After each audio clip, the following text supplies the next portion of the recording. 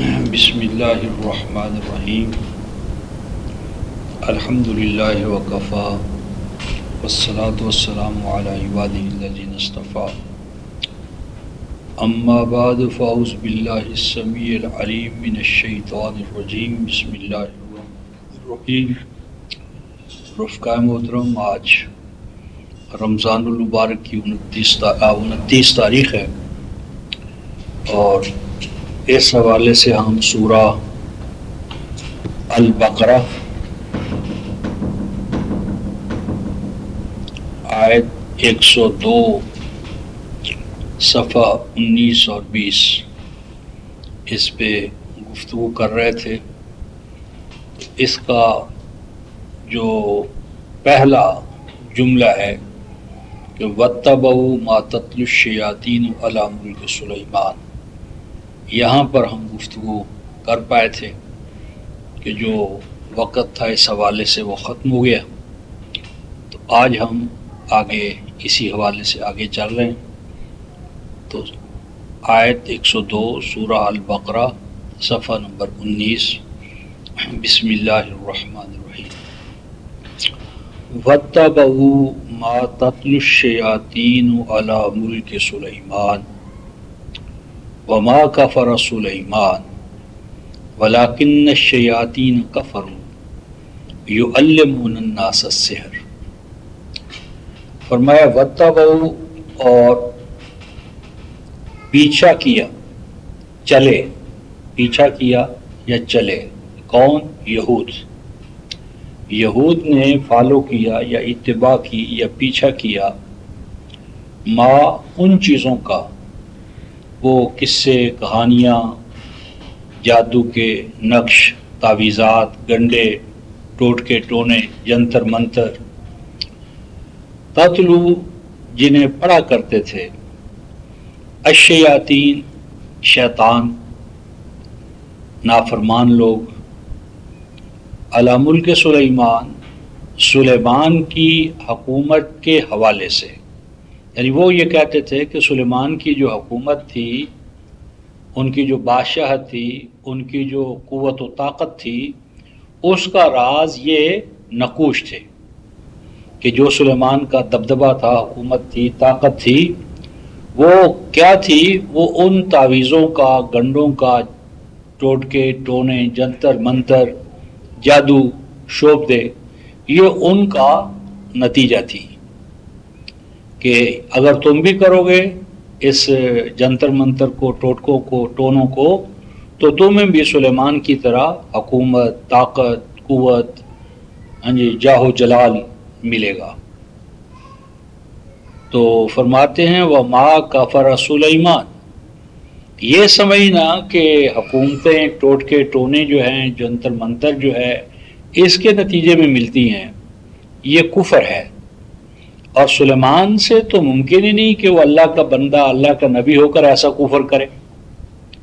یعنی ٹوٹکے ٹونے اور جنتر منتر اور یہ جادو، یہ چیزیں کفر ہیں، اور سلیمان سے تو توقع نہیں کہ وہ ایسی کافرانہ حرکتیں کرے۔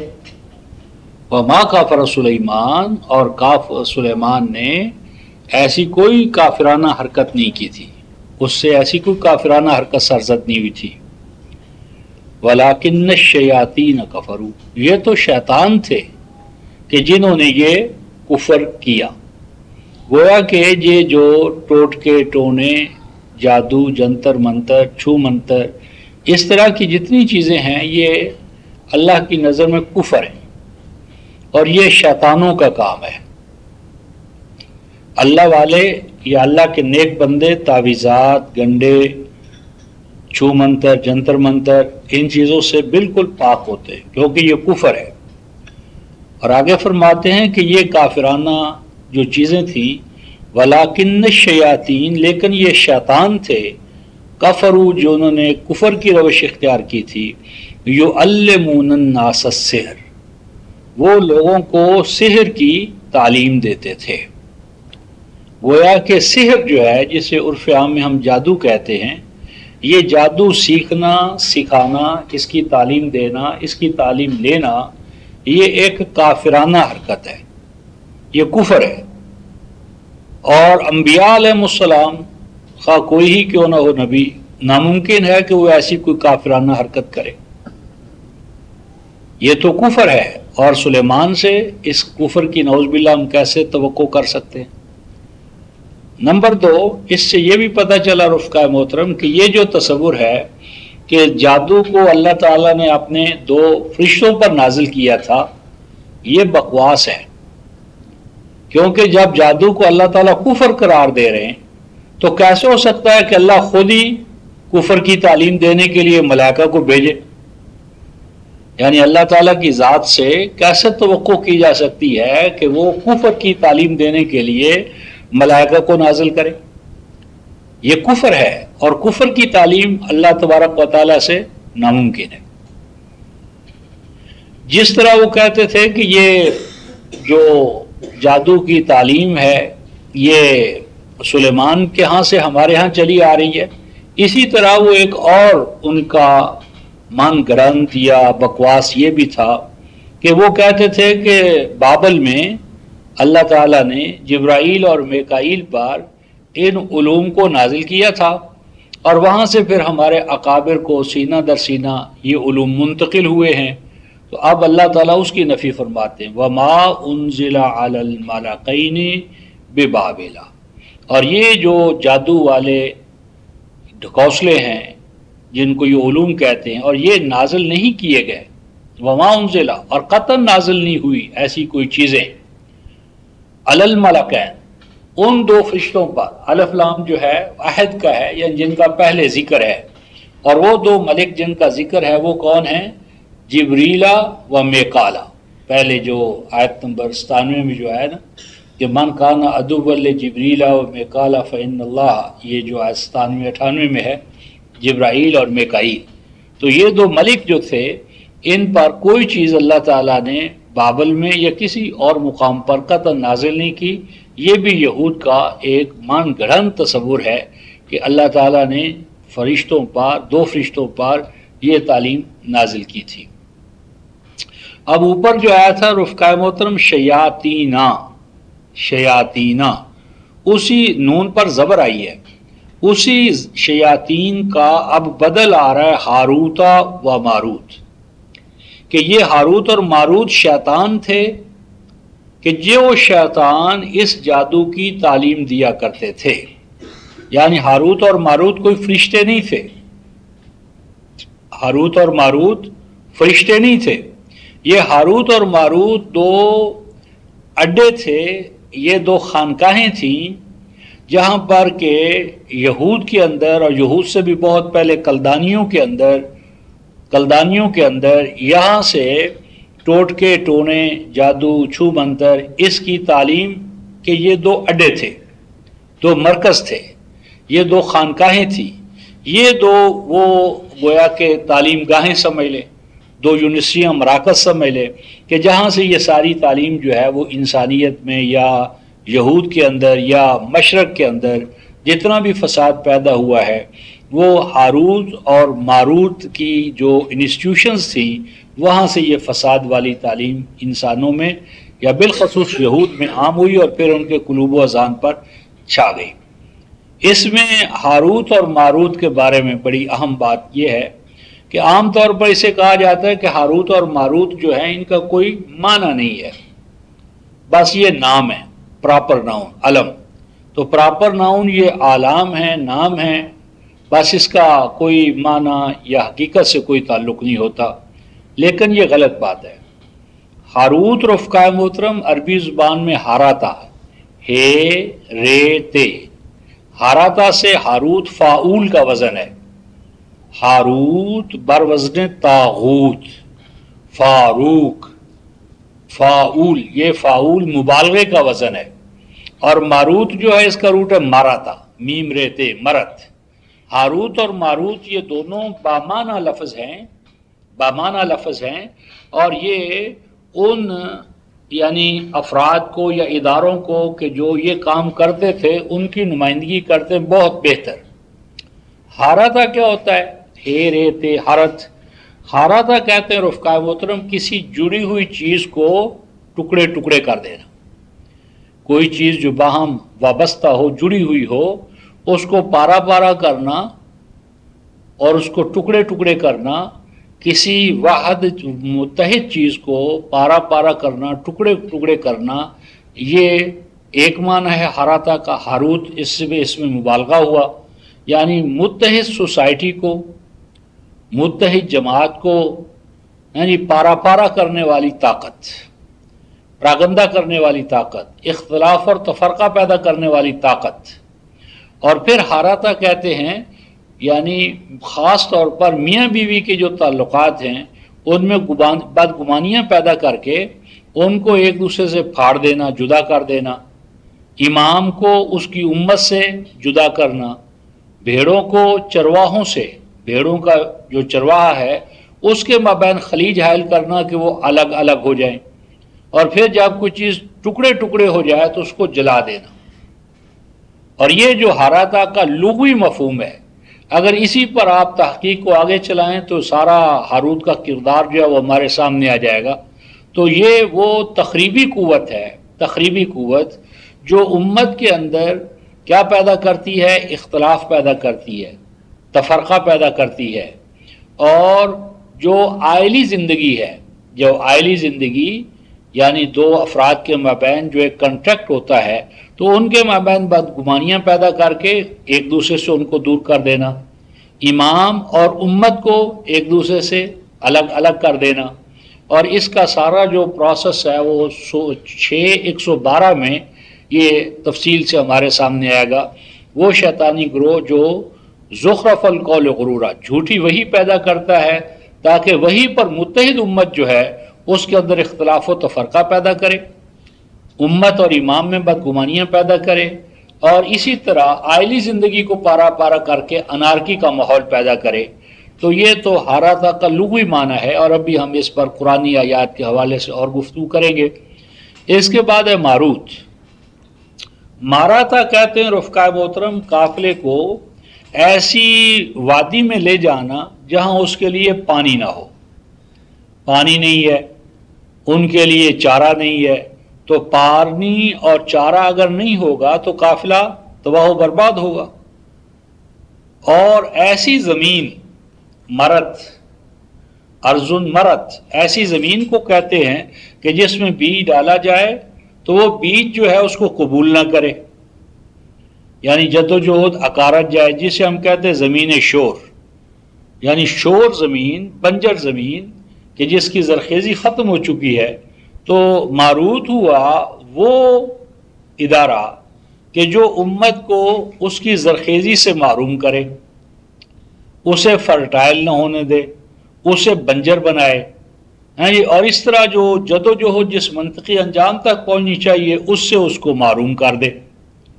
تو یہ گویا ہاروت اور ماروت یہ دو انسٹیٹیوشنز تھیں شیاطین کی پیدا کردہ، یہ شیاطین کا بدل ہے۔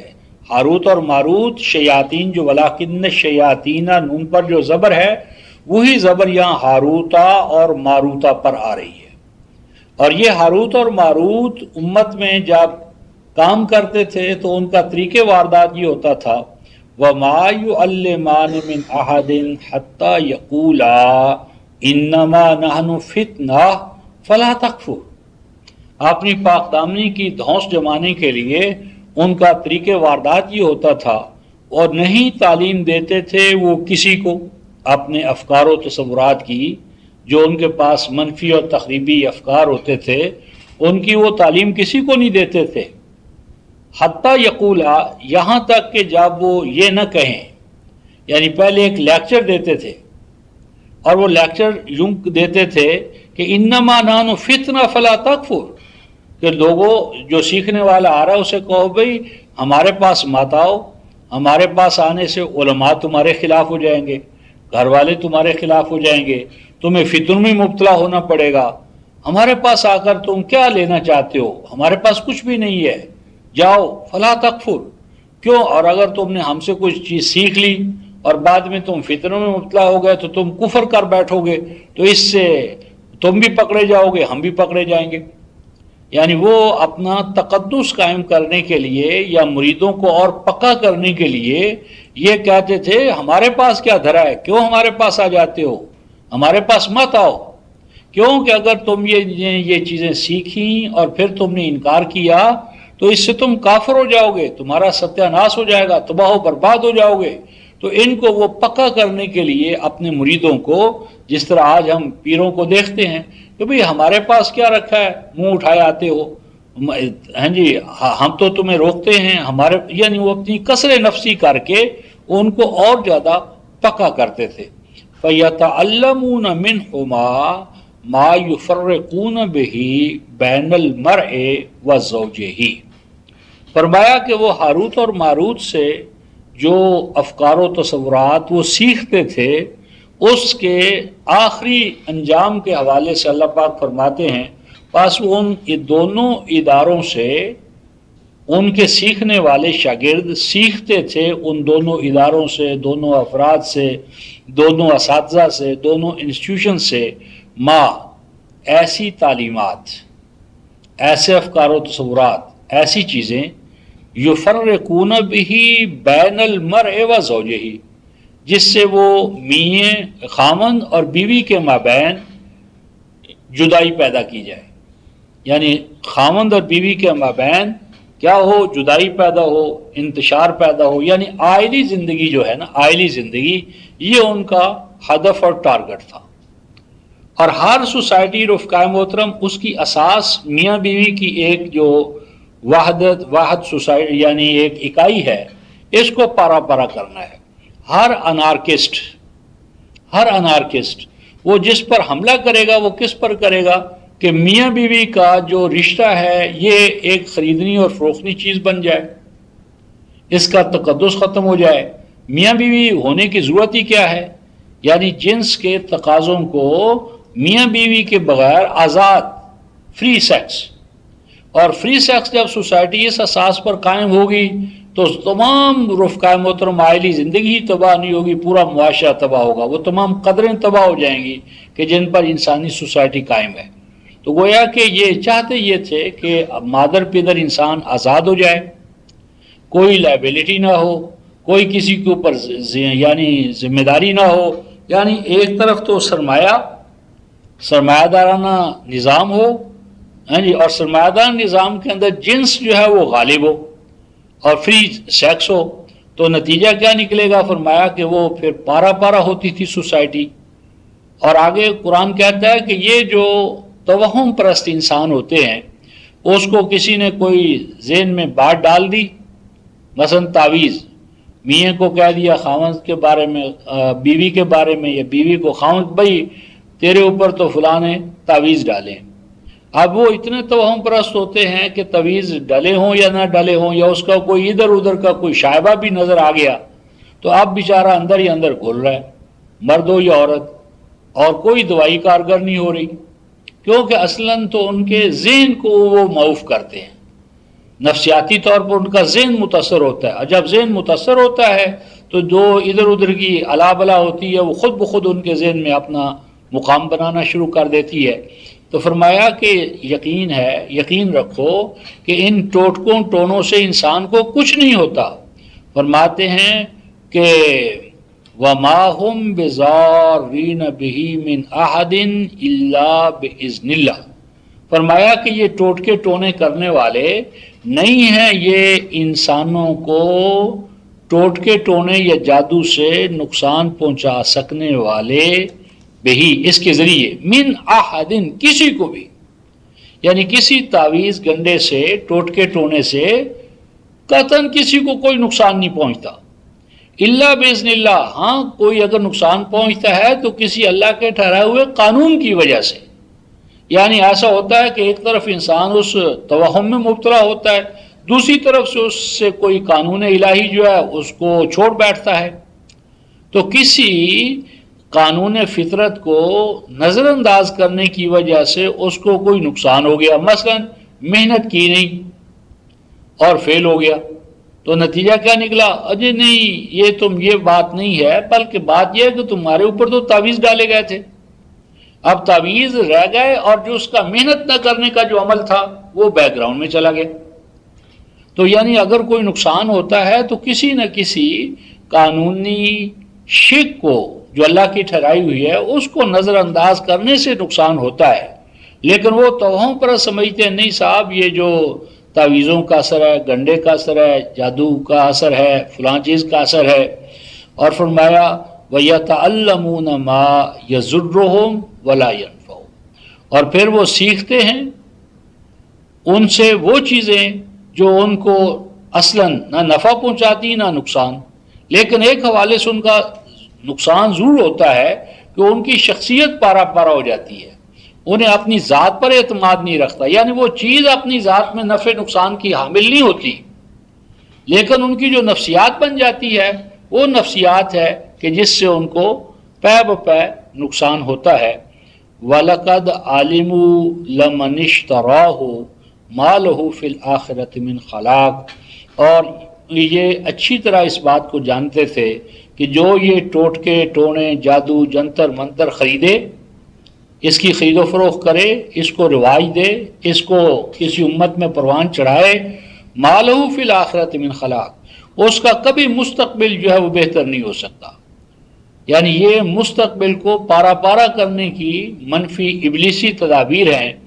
اور فرمایا وَلَبِئْسَ مَا شَرَوْا بِهِ أَنفُسَهُمْ لَوْ كَانُوا يَعْلَمُونَ، فرمایا باوجود اس کے کہ وہ جانتے تھے کہ اس میں اللہ تعالیٰ کی ناراضگی ہے، اس کے باوجود وہ اپنے آپ کو خریدتے تھے، خرید و فروخت کرتے تھے انہی چیزوں کی. اے کاش کہ انہیں حقیقت حال کا علم ہوتا. یہ جو رفقائے محترم آیت 102 ختم ہوئی ہے، اس میں سب سے پہلے ہمارے سامنے آتا ہے سحر، جسے عرف عام میں جادو کہتے ہیں. جادو کے بارے میں یہ جو رفقائے محترم تصور ہے کالا علم کہ یہ جادو برحق ہے اور کرنے والا کافر ہے، یہ ایک جھوٹ ہے، بہت بڑا جھوٹ ہے. اس لیے کہ اگر جادو برحق ہے تو کرنے والا کافر کیسے ہو گیا؟ یعنی اگر ایک جادو مبنی بر حقیقت ہے تو اس کا کرنے والا کافر کیسے ہو سکتا ہے؟ جادو جو ہے، پہلی بات جادو کوئی چیز ہی نہیں ہے، جادو کوئی چیز نہیں ہے، یہ صرف ایک نفسیاتی واہمہ ہے، توہم پرستی ہے. یہ انسان گمان کرنے لگتا ہے کہ ایسا ہے، لیکن بالاصل ایسی کوئی چیز نہیں ہے. کوئی ایسی بات نہیں ہے کہ آپ کوئی لفظ پڑھیں، کوئی تعویذ گنڈا کریں، کسی کا ورد وظیفہ کریں اور اس کے نتیجے میں وہ کوئی قلب ماہیت ہو جائے، یعنی کوئی لفظ پڑھیں اور محل بن جائے، کوئی لفظ پڑھیں اور پیسے بن جائیں، کوئی لفظ پڑھیں اور اس کے نتیجے میں مٹھائیاں بن جائیں. یہ مداری پن ہے، حقیقتاً ایسا نہیں ہے. یہ سیدنا سلیمان کے بارے میں بھی یہ تصور دیا گیا ہے کہ وہ کوئی ورد وظیفے پڑھتے تھے، جس طرح بھی ہم نے پڑھا ہے کہ یہ سلیمان نے ورد وظیفے پڑھ کر اپنی حکومتیں قائم کی تھی. اور ادھر ہمارے ہاں جو میرا خیال ہے موضوع القرآن ہے، اس میں بھی ایک ایسا شیڈ جو ہے ہمارے حواشی میں یہ آیا ہے کہ ایک دن وہ اپنا وظیفہ پڑھنے بھول گئے تھے، تو اس کے نتیجے میں ان کے اوپر کوئی بہت بڑا وہ آیا. یہ سورہ سعد میں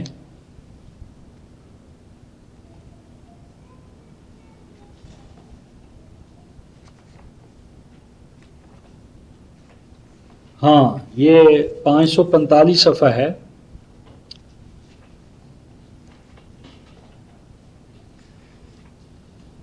یہ 545 صفحہ عصر کا ٹائم تھا تو وہ گھوڑوں کے معائنے میں لگ گئے. تو یہ 545 صفحے پر موضوع القرآن حاشیہ نمبر 1 جو ہے نا، یہ اس میں ایک لفظ آیا ہے کہ وہ تیار ہو کر آئے، دیکھنے میں بے خبر ہو گئے، وظیفے کا وقت جاتا رہا. یہ جو الفاظ ہیں نا کہ وظیفے کا وقت جاتا رہا، یہ وظیفے کا وقت جاتا رہا، یہاں تو انہوں نے بہت مختصر سی بات کہی ہے، لیکن دوسرے جو بڑا ہے جس کا یہ خلاصہ ہے اس میں لکھا ہے کہ وہ اوراد و وظائف پڑھا کرتے تھے اپنی حکومت کو برقرار رکھنے کے لیے، تو وہ اوراد و وظائف کے پڑھنے کا وقت ضائع ہو گیا، وہ قضا ہو گیا وظیفہ ان سے. تو اس کے نتیجے میں پھر اتنا انہیں غصہ آیا کہ جتنے گھوڑے تھے گھوڑوں سب کے سب جو ہے نا ان کے ذبح کر دیے. یہ ایک آیت کا یہ جو ہے نا حتی توارت بالحجاب ردوہا علیہ فتافے کا مسم بسوق والعناق، ان سب کو گردنوں کو یعنی پھیرا اور کاٹ کاٹ کے ضائع کر دیا گھوڑوں کو.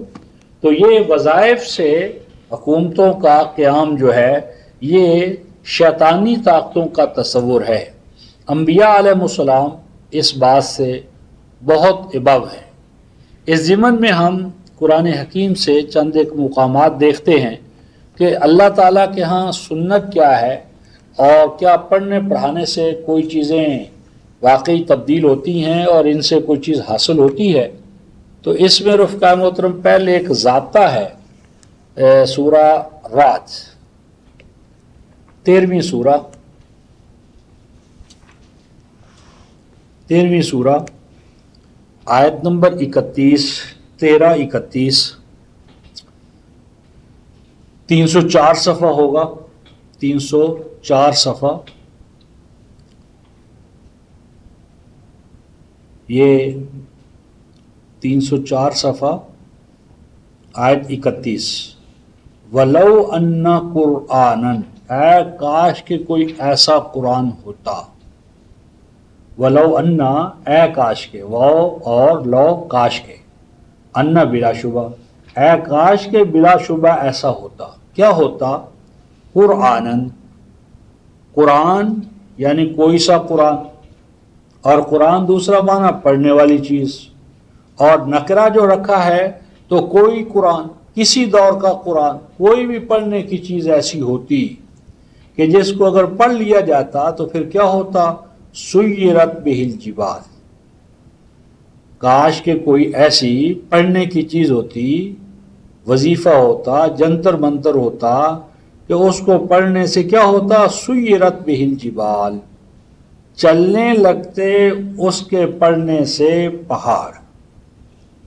اے کاش کہ کوئی چیز ایسی ہوتی. اللہ پاک فرما رہے، کسی انسان کا یہ کہنا نہیں ہے، یعنی جو کن فیکون کا مالک ہے وہ یہ کہہ رہا ہے کاش کہ کوئی ایسا پڑھنے والا کلام ہو کہ اسے پڑھا جائے اور پہاڑ چلنے لگے. اور فرمایا او قطعت بہ الارض، یا زمین کی مسافتیں اس کے پڑھنے سے طے ہو جائیں، فاصلے کم ہو جائے.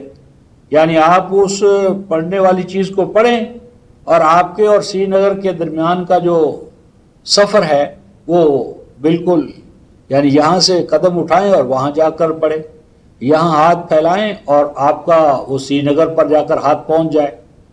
کاش کہ کوئی ایسی چیز ہو کہ زمین کی مسافتیں طے ہو جائیں. اور فرماتے ہیں او کلم بہ الموتیٰ، یا کوئی ایسا کلام ہو پڑھنے والا کہ اس کو پڑھا جائے اور نتیجہ کیا نکلے کہ مردوں کے ساتھ گفتگویں ہونے لگے. قبروں پر جس طرح ہمارے ہاں کشف القبور جا کر کرتے ہیں کہ فاتحہ پڑھی اور فاتحہ پڑھی تو وہ روح حاضر ہو گئی اور اس سے پھر انہوں نے پوچھا تو نیک ہے یا بد ہے، جنت میں ہے یا جہنم میں ہے. یعنی ایک طرف تو کہتے ہیں کہ یوم الحساب بھی آنا ہے، حساب کتاب بھی ہونا ہے، اور حساب کتاب سے پہلے ہی جنت اور جہنم کے فیصلے بھی کروا چکے. جنتی جنت میں ہے، جہنمی جہنم میں ہے، اور یوم الحساب بھی ہوا نہیں. تو یہ جو قرآن کا یہ الفاظ کا یہ انداز اور بیان ہے، کاش کہ کوئی ایسا قرآن ہو. اور آگے فرماتے ہیں بل للہ الامر جمیعا، فرمایا ان میں سے یہ طریقہ کار تو نہیں ہے، لیکن اللہ تعالیٰ نے ہر چیز کے لیے ایک امر ٹھہرایا. یعنی ان پہاڑوں کو بھی کیا کیا جا سکتا ہے؟ چلایا جا سکتا ہے، ڈائنامیٹ کیا جا سکتا ہے، لیکن پڑھنے پڑھانے سے نہیں، اس کے لیے انسٹرومنٹ درکار ہے. زمین کی مسافتیں کم ہو سکتی ہیں، کس طرح؟ سواریاں پیدا کر کے. یعنی یہی اس مسافتیں ہیں کہ پیدل کے لیے اور ہے، گھوڑے کے لیے اور ہے، ہاں جی، کار کے لیے اور ہے، ہوائی جہاز کے لیے اور ہے، میزائل کے لیے اور ہے. یعنی نئی سے نئی سواریاں بنا کر ان مسافتوں کو ختم کیا جا سکتا ہے. اس کے لیے متعلقہ قوانین ہیں، قواعد ہیں، لیکن پڑھنے پڑھانے سے نہیں ہوگا.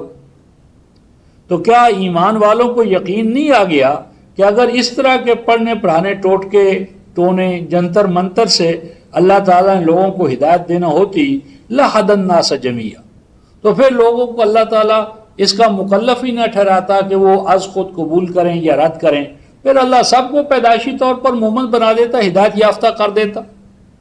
یعنی اللہ تعالیٰ کی حکمت کے خلاف ہے کہ وہ جنتر منتر سے چھو منتر سے لوگوں کو مومن بنائے، یہ اللہ تعالیٰ کی سنت کے خلاف ہے۔ اس ضمن میں رفقا محترم سورہ یونس کا ایک مقام دیکھتے ہیں کہ اللہ تعالیٰ کی سنت کیا ہے، اللہ تعالیٰ کس طرح اپنا کام کرتے ہیں۔ تو یہ سورہ یونس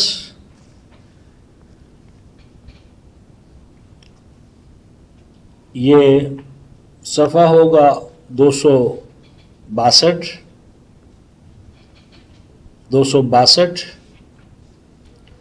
آیت نمبر 81۔ فلما القوا قال موسیٰ ما جئتم به السحر ان اللہ سیبطلہ ان اللہ لا یصلح عمل المفسدین وَيُحِقُّ الْحَقَّ بِقَلِمَاتِهِ وَلَوْ كَرِهَ الْمُجْرِمُونَ۔ فرمایا کہ جو کچھ سیدنا موسیٰ علیہ السلام نے اس وقت کہ جب جو جادو بیان خطیب موسیٰ کے مقابلے میں لائے گئے تھے، انہوں نے جب بڑی لچھے دار تقریریں کی، القوا کا معنی ڈالنا بھی ہے اور القا یلقی بیان کرنا، لیکچر دینا۔ خطیب کا جو لیکچر ہوتا ہے اسے آج بھی عربی زبان میں القاء کہتے ہیں۔ سألقی علیکم المحاورہ، آج بھی عربی میں ہم کہتے ہیں سألقی علیکم المحاورہ، ستتلقون من المحاورہ، یعنی ان قریب میں تمہیں لیکچر دوں گا، تم میرا لیکچر سنو گے۔ یہی لفظ القا یلقی، اور اسی سے تلقا یا تلقا آدم من ربہ کلمات، تو یہ پانا، وصول کرنا، حاصل کرنا، لیکچر دینا، لیکچر سننا۔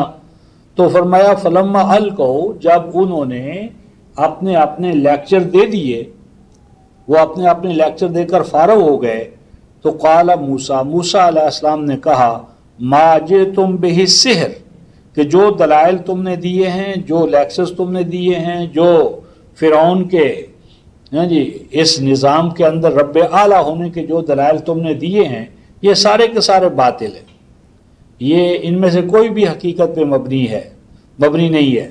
ان اللہ سیبطلہ، اللہ تبارک و تعالیٰ عنہ قریب ان کا باطل ہونا جو ہے وہ ظاہر کرے گا۔ کس طرح ظاہر کرے گا؟ ابھی میں حق بیان کروں گا۔ سیدنا موسیٰ علیہ السلام کے حقانی جو لیکچرز سے، جو ان لیکچرز کے بعد آپ نے ڈیلیور کیے اس میدان مناظرہ میں، ان میں وہ حقیقت ظاہر ہو گئی۔ ان اللہ سیبطلہ، اور دیکھو ان اللہ لا یصلح عمل المفسدین، اور بلا شبہ اللہ تبارک و تعالی اصلاح نہیں کیا کرتے، لا یصلح، بلا شبہ اللہ تبارک و تعالی اصلاح نہیں فرمایا کرتے کس چیز کی؟ عمل المفسدین، فساد پرور قوتیں جو فساد پھیلاتی ہیں، اللہ تعالیٰ فساد والے اعمال اور افعال کو صالح قرار نہیں دیتے، بلکہ فرمایا وَيُحِقُّ الْحَقَّ بِقَلِمَاتِهِ وَلَوْ كَرِهَ الْمُجْرِمُونَ، اور اللہ تبارک و تعالیٰ حق کا حق ہونا ظاہر فرماتے ہیں۔ کس طرح رفقائے محترم؟ بِقَلِمَاتِهِ، اپنے قوانین کے ذریعے، یعنی اللہ تعالیٰ حق کا حق ہونا اقوال کے ذریعے نہیں، کلمات کے ذریعے، یعنی اللہ تعالیٰ اپنے حق کے حق ہونے کو یا باطل کے باطل ہونے کو اپنے قوانین کے ذریعے، بِقَلِمَاتِهِ، اپنے قوانین کے ذریعے، وَلَوْ كَرِهَ الْمُجْرِمُونَ، اگرچہ جرائم پیشہ افراد اس امر کو کتنا ہی ناپسند کیوں نہ کریں، لیکن اللہ تعالیٰ کی سنت یہی ہے۔ اس سنت کا ایک قریب ترین رفقہ محترم ہم اظہار سورہ الانفال میں پاتے ہیں، 8ویں سورہ،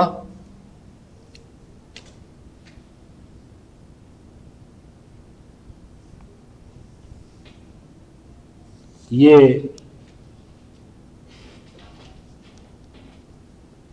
8वीं सूरह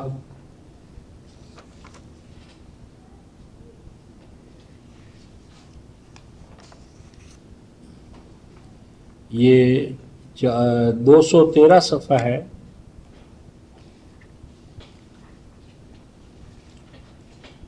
213 सफ़ा और वलो कारिहल मुजीबून की अमली तफसीर यहाँ पर आ रही है।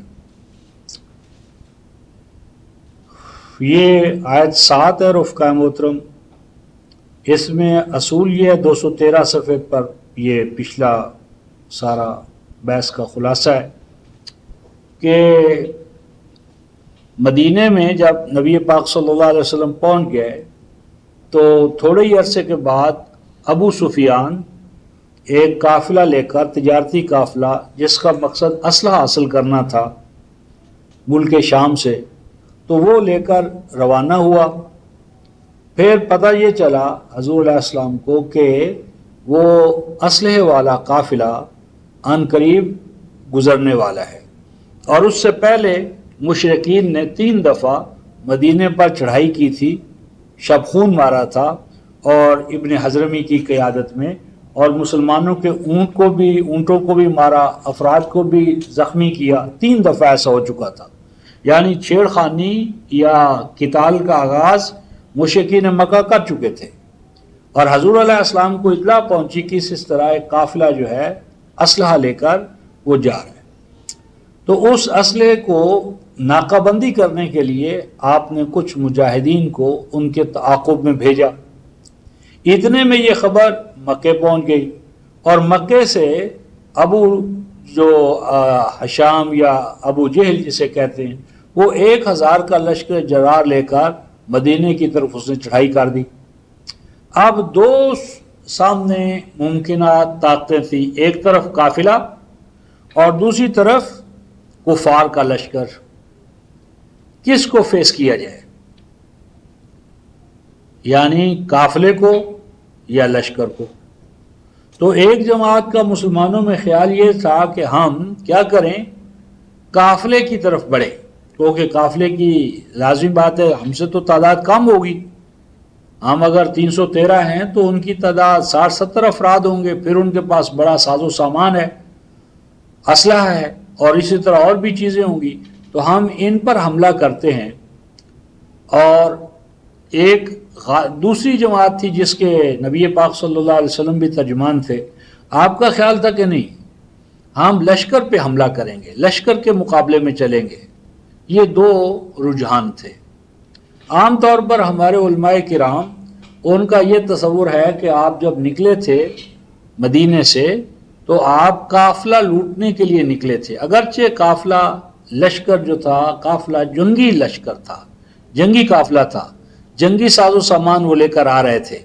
और 2 फरीक जब एटवार हों तो इस तरह की जो जंगी शिपमेंट है उसको रोकना भी कोई बुरी बात नहीं है।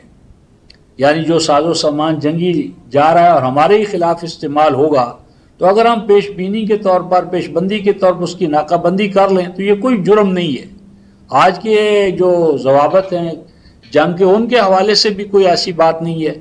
लेकिन कुरान से ये पता चलता है कि जब आप निकले हैं तो आप काफ़िले के लिए नहीं निकले थे, बल्कि आगाज़ी में आपके ज़हन में क्या था, वो फ़ौज थी मुशरिकीन की जिसका मुकाबला मतलूब था। मसलन ये देखें आयत नंबर 5, कमा अखराजा का रब्बु का मिन बैत का बिलहक, कि जब आप घर से निकले हैं, मदीने से जब आप निकले हैं तो आपके सामने एक हक्कानी मकसद था, हक के साथ आप निकले हैं। और उस दौरान मोमिनों की एक जमात ऐसी थी, व इन्ना फरीकम मिनल मुमिनीन लकारिहून, मोमिनों की एक ऐसी जमात भी थी। अब अल्लाह उसे मोमन करार दे रहे हैं, तो हमें हक हासिल नहीं है कि हम कहें नहीं साहब ये मोमन नहीं थे, वो मोमन थे। लेकिन उनकी ये राय थी कि हमें काफ़िले के लिए नहीं निकलना चाहिए, हमें इस काफ़िले के लिए निकलना चाहिए और इनका तहस नहस करना चाहिए, और इससे हमें असलहा मिलेगा और इससे हमारी हैबत छा जाएगी। तो उनका ख्याल था कि हमारा काफ़िले के लिए निकलना ये बेहतर है और लश्कर के लिए निकलना बेहतर नहीं है। تو اب اگر رفقائے محترم چھوٹے سے قافلے کو لوٹنا مقصود ہو تو کراہیت تو ہے ہی نہیں. کراہیت تو تبھی ہو سکتی ہے کہ بڑی جماعت کے لیے ہم نکلیں اور چھوٹی جماعت کو جانے دیں. تو یعنی ایک جماعت آپ کے اس نکلنے کو پسند نہیں کرتی تھی. آگے فرمایا یجادلونک فی الحق، باوجود اس کے کہ آپ نے اپنے حقانی نصب العین کا اظہار کر دیا تھا، اس کے باوجود وہ آپ سے لڑ رہے تھے کہ نہیں آپ کی یہ رائے صحیح نہیں ہے. من بعد ما تبین، جبکہ ان کا پوری طرح یعنی شرح صدر ہو گیا تھا کہ رسول پاک صلی اللہ علیہ وسلم تو لشکری کے ساتھ یعنی مرنے مارنے کے لیے تیار ہیں. اور آگے فرمایا کأنما یساقون الی الموت، ان کو یوں نظر آ رہا تھا کہ یہ ہمارا اقدام یہ تو واضح طور پر موت کے منہ میں اپنے آپ کو دینا ہے. اب یہ جو الفاظ ہیں رفقائے محترم کأنما یساقون الی الموت، یہ بتاتا ہے کہ پہلے دن ہی سے آپ کا نکلنا قافلے کے لیے نہیں تھا، کیونکہ قافلے کے لیے جس میں 60-70 افراد ہوں اور وہ اپنے مرکز سے بھی دور ہوں اور سفر کی حالت میں ہوں، تو ان کو درمیان میں ایک ایسی جماعت جس کے پاس 300 کی تعداد ہو، پھر وہ اپنے مرکز کے پاس ہو، تو وہ لوٹنے کے لیے یا غزن پہنچانے کے لیے نکلے، تو یہ موت کے منہ میں جانا نہیں ہے. کأنما یساقون الی الموت، یعنی یہ اقدام ایسا تھا کہ جس کو قرآن موت کے منہ میں جانے سے تعبیر کر رہا ہے. تو یہ تبھی ہو سکتا ہے کہ آپ کے سامنے کیا ہدف ہو؟ لشکر ہو. لشکر کو 1000 کے لشکر کو جو مسلح ہو، جوان اور سارے مسلح ہوں تلواروں کے ساتھ، نیزوں کے ساتھ، بھالوں کے ساتھ، اور ادھر بیچاروں کے پاس تلواریں بھی نہیں ہیں، بھالے بھی نہیں ہیں، ہاں جی لاٹھیاں ہیں، اور 313 بھی چھوٹے بچوں کو شامل کر کے یہ تعداد بنی ہے، اور پھر اپنے وطن سے کتنی دور ہیں. تو یہ جو منظر ہے یہ بتاتا ہے کہ قافلے پر ہدف آپ کا ٹارگٹ نہیں تھا، لشکر تھا. آگے فرمایا وَهُمْ يَنْظُرُونَ، اور وہ دیکھ رہے تھے کہ موت تو بھئی صاف نظر آ رہی ہے کہ یہ تو مرنے سے کم نہیں ہے یہ اقدام جو ہم کر رہے ہیں. اور اللہ پاک نے فرمایا کہ ہم نے تم سے وعدہ کیا تھا کہ ان دونوں جماعتوں میں سے جس کا بھی تم نشانہ بنا لو گے انہا لکم، کہ وہ تمہیں ضرور ملے گا. یعنی اگر قافلے پر کھڑے ہو جاؤ گے تو اس میں بھی تمہیں کامیابی ہے، اور اگر دوسرا کوئی ہدف بنا لو گے تو اس میں بھی اللہ تمہاری مدد فرمائیں گے. وَتَوَدُّونَ أَنَّ غَيْرَ ذَاتِ الشَّوْقَ تَكُونَ لَكُمْ، اور تمہاری ایک جماعت یہ چاہتی تھی کہ یہ جو قافلہ ہے جس میں کوئی مسلح قوت نہیں ہے، غیر ذات الشوقہ کا معنی جو مسلح نہیں ہے، کانٹے سے لیس نہیں ہے، تو یہ جو کیل کانٹے سے لیس جماعت نہیں ہے، قافلہ ہے چھوٹا سا، یہی کسی طرح ہمارا ہدف بن جائے. اور آگے فرماتے ہیں وَيُرِيدُ اللَّهُ أَن يُحِقَّ الْحَقَّ بِقَلِمَاتِهِ وَيَقْطَعَ دَابِرَ الْكَافِرِينَ لِيُحِقَّ الْحَقَّ وَيُبْطِلُ الْبَاطِلَ وَلَوْ كَرِهَ الْمُجْرِمُونَ. اب دیکھیں اللہ تبارک و تعالیٰ کی اگر یہ سنت ہوتی، جادو، ٹوٹکا، ٹونا، تعویذ، گنڈا، ورد، وظیفہ، تو اللہ پاک فرما سکتے تھے کہ اے نبی اللہ، اے خاتم النبیین، تو اور تیرے ساتھی مدینے میں بیٹھیں اور یہ وظیفہ پڑھیں اور یہ وظیفہ پڑھیں، اور ادھر جو قافلہ جا رہا ہے وہ زمین میں دھنس جائے گا، اور یہ جو قافلہ جا رہا ہے اس کا یہ اور یہ ہو جائے گا. کیونکہ اس ضمن میں ابن کثیر، تفسیر ابن کثیر میں یہ لکھا ہوا ہے کہ حضرت عائشہ رضی اللہ تعالیٰ عنہ کے پاس ایک دومت الجندل سے عورت آئی اور اس نے آ کر کہا کہ میں رسول اللہ سے ملنا چاہتی ہوں. تو سیدہ عائشہ کے حوالے سے کہا، انہوں نے کہا ان کا تو انتقال ہو گیا ہے، تو کیوں تو ملنا چاہتی تھی؟ انہوں نے کہا کہ اس طرح ہوا کہ میرا خامن مجھ سے ناراض تھا، تو میں ناراض ہو کر گھر سے باہر نکلی، تو اچانک میں نے دیکھا کہ میں جس طرح بابل میں کھڑی ہوں، اور وہاں مجھے کسی گروہ نے پکڑ لیا. تو جب میں ان کے پاس گئی تو انہوں نے کہا کہ تو کیوں ناراض ہے، کیا تیرا مسئلہ؟ انہوں نے کہا اس طرح میں خامن سے ناراض ہوں. تو انہوں نے کہا تو کیا چاہتی ہے؟ تو میں نے کہا کہ میں چاہتی ہوں کہ میرا خامد رام ہو جائے، میری بات مانے. تو ضرور چاہتی ہے؟ انہوں نے کہا ضرور چاہتی ہوں. اس عورت نے کہا تو اس پر انہوں نے کہا کہ اچھا فیصلہ کر لیا. تو اچانک ایک نورانی جو روشنی تھی وہ اس کے جسم سے نکلی اور وہ آسمان کی طرف بھگ سے اڑ گئی.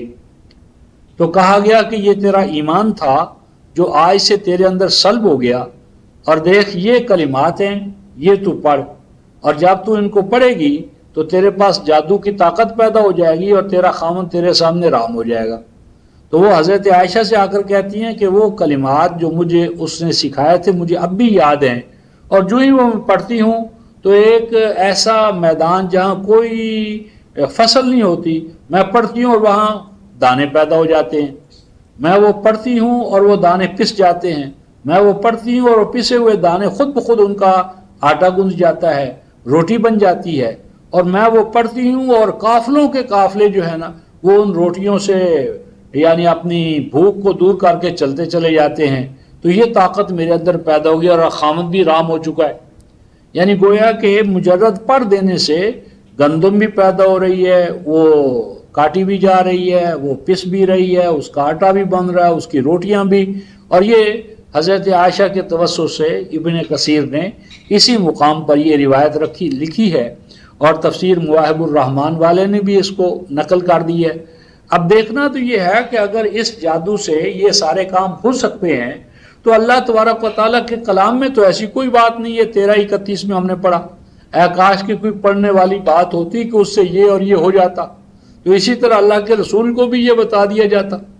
تو اللہ پاک تو کیا فرماتے ہیں؟ اللہ پاک فرماتے ہیں یرید اللہ، اللہ کا تو ارادہ یہ ہوتا ہے ان یحق الحق بکلماتہ، کہ اللہ تعالیٰ حق کا حق ہونا واضح فرماتے ہیں، ثابت کرتے ہیں اپنے کلمات، قوانین، نظام، جدوجہد. یعنی تم نکلو میدان میں اور تمہاری اس جدوجہد کے ذریعے اللہ تبارک و تعالیٰ حق کا حق ہونا ظاہر کرے گا. وَيَقْطَعَ دَابِرَ الْكَافِرِينَ، اور کافروں کی جڑ کاٹ دے گا.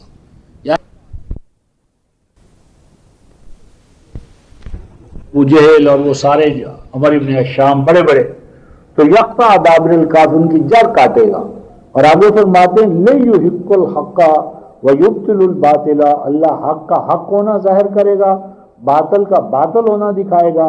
ولو کرہ المجرمون، اگرچہ مجرموں کو یہ بات کتنی ہی ناپسند کیوں نہ ہو.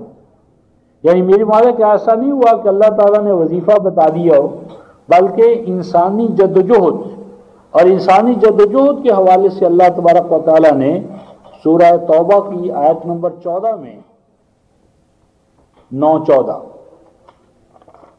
ضابطہ بیان فرمایا ہے کہ انسانی دنیا میں جو بھی تغیر یا تبدیلی آتی ہے وہ انسانی ہاتھوں سے آتی ہے. یہ 227 صفحہ ہے، 227 صفحہ آیت نمبر 14. قاتلوہم، ان کے خلاف میدان میں نکلو. یعذبہم اللہ بایدیکم ویخزہم وینصرکم علیہم ویشفی صدور قوم مؤمنین. فرمایا ان سے قتال کرو، جدوجہد کرو، میدان میں نکلو، اللہ تمہارے ہاتھوں سے ان کو عذاب دے گا. یعذبہم اللہ، اللہ سزا دے گا ان کو ان کے اعمال بد کی. کس طرح؟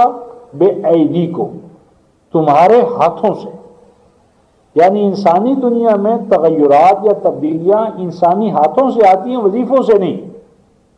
اس کی ایک مادی مثال قرآن نے سورہ النساء کی آیت نمبر 75 میں دی ہے. رفقا محترم، سورہ النساء 4 سورہ اور آیت نمبر 75. یہ 108 صفحہ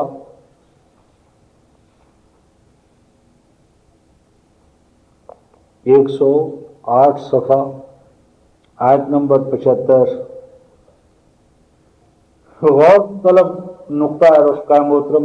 اللہ پاک فرماتے ہیں وَمَا لَكُمْ، اے ایمان والو تمہیں کیا ہو گیا ہے.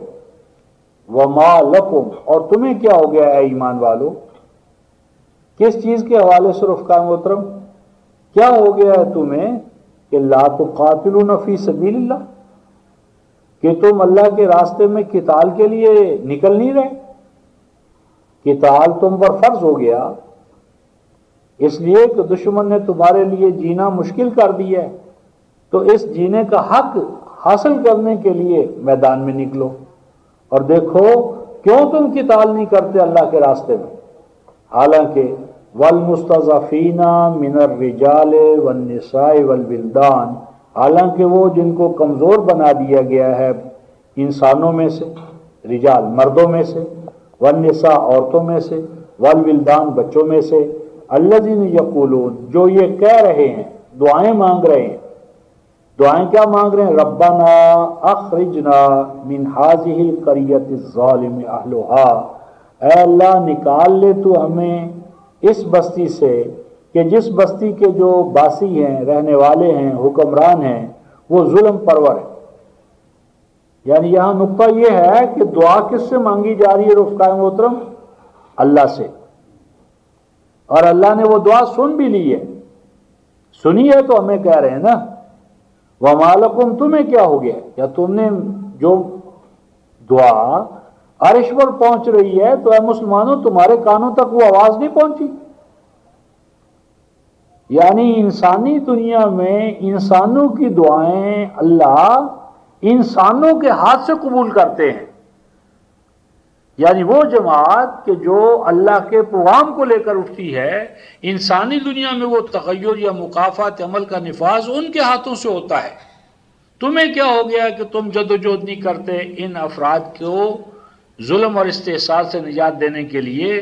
اور وہ کہہ رہے ہیں کہ اللہ ہمیں اس ظالم بستی سے نکال، وَاجْعَل لَّنَا مِن لَّدُنْكَ وَلِيًّا وَاجْعَل لَّنَا مِن لَّدُنْكَ نَصِيرًا، اے اللہ ہمیں اپنی جناب خاص سے ہماری سرپرستی کرنے والا بھیج، اور ہمیں اپنی جناب خاص سے ہمیں مددگار عطا فرما۔ میری مراد ہے کہ وہ اللہ سے مدد کے طالب ہیں، اللہ تعالیٰ سے ولایت کے طالب ہیں، اور اللہ تعالیٰ ایمان والوں کو کہہ رہے ہیں کہ اے ایمان والوں تمہیں کیا ہو گیا ہے؟ گویا کہ جب تک گائے بھیڑ بکری جنگل میں ہے تو وہ کھا رہی ہے جو کچھ اس سے ملے گا، لیکن جب اس بھیڑ بکری کو آپ اپنے کھونٹے پر باندھ لیں گے رفقائے محترم، تو اب اس کھونٹے پر باندھ لینے کے بعد اس کی نشو و نما کی ذمہ داری آپ پر آ گئی۔ اسی طرح انسانی دنیا میں تغیرات اور تبدیلیاں اس طرح آتی ہیں کہ انسان ہاتھ بنتا ہے اللہ تبارک و تعالیٰ کی تدابیر کو، قوانین کو، احکام کو، پروگرس کو، پروسیس کو بروئے کار لانے کا۔ اور اس کے لیے 35:10 سورہ فاطر اور آیت نمبر 10، اس میں اللہ تعالیٰ نے ایک ضابطہ بیان فرمایا ہے۔ یہ 521 صفحہ ہے، غالباً 521 صفحہ۔ الہ یہ من کانا یرید العزہ، جو کوئی عزت چاہتا ہے، عزت کا معنی ہے غلبہ، اور جو کوئی غلبہ چاہتا ہے، فَلِلَّهِ الْعِزَّةُ جَمِيعًا، تو غلبہ تمام تار اللہ کے لیے ہے، یعنی اس کے ٹھہرائے ہوئے قوانین سے ہے۔ اور اس کے لیے کیا کرنا پڑے گا؟ الہ یصعد الکلم الطیب، اللہ تعالیٰ فرماتے ہیں کہ اللہ کے ہاں کا قانون یہ ہے کہ ہر طیب قول، کلام، ضابطہ، قانون وہ کیا کرتا ہے؟ صعود کرتا ہے۔ کیا معنی؟ بلند ہوتا ہے۔ ہر طیب آئیڈیالوجی، کلام لازم ہے کہ وہ ایکسلیٹ کرے، وہ بلند ہو، وہ اپنے آپ کو منوائے، لیکن یہ منوانا صدیوں پر محیط ہوتا ہے۔ صدیاں لگ جاتی ہیں الہی اسکیموں کو پروان چڑھتے ہوئے، لیکن والعمل الصالح یرفعہ، اگر انسان اس کے مطابق، اس آئیڈیالوجی کے مطابق کام کرنا شروع کر دے تو وہ کام جو صدیوں میں ہوتا ہے وہ پروسیس الیکٹریفائی ہو جاتا ہے، اور وہ کام عشروں میں ہونا شروع ہو جاتا ہے۔ یعنی اگر فطرت کے پروگرام میں انسان پارٹیسپیٹ کرے، شراکت کرے، حصے دار بن جائے، تو وہ کام جو فطرت کے اصولوں سے اپنے طور پر نفاذ پذیر ہوتے ہوتے صدیوں میں جا کر پورا ہوتا ہے، اب وہ دہائیوں میں پورا ہونے لگتا ہے۔ اب مثلا پانی جو ہے وہ نیچے کی طرف جاتا ہے، اوپر کی طرف نہیں، لیکن اگر انسان اس میں مشین لگا لے تو ہی پانی اوپر چلنا شروع ہو جاتا ہے۔ اسی طرح وہ پانی نیچے اپنے فلو سے بڑھتا ہے، لیکن اگر انسان چاہے تو اس پروسیس کو تیز تر کر سکتا ہے۔ تو پروسیس کو تیز تر کرنا یا ریٹارڈ کرنا یہ انسان میں ایک امکانی صلاحیت رکھی گئی ہے۔ والعمل الصالح یرفعہ، تو انسان جب اللہ تعالیٰ کے پروگرام کے ساتھ ہم آہنگ کر لیتا ہے تو وہ پروگرام جلد تکمیل پذیر ہوتا ہے، اور اسی طرح انسان اس کو ریٹارڈ بھی کر دیتا ہے۔ تو یہ جو قانون بتایا رفقا محترم کہ یحق اللہ الحق بکلماتہ ولو کرہ المجرمون، اس ضمن میں رفقا محترم قرآن حکیم سے ہم چند ایک مثالیں دیکھتے ہیں تاکہ یہ بات اور واضح ہو جائے۔ اس ضمن میں مثالیں تو بہت سی ہیں، لیکن ہم اس کے اصول کی تفہیم کے لیے ایک قریب ترین مثال سیدنا نوح علیہ السلام سے لیتے ہیں۔ وہ مثال اس طرح ہے کہ اللہ تعالیٰ نے یہ 11:37 سورہ ہود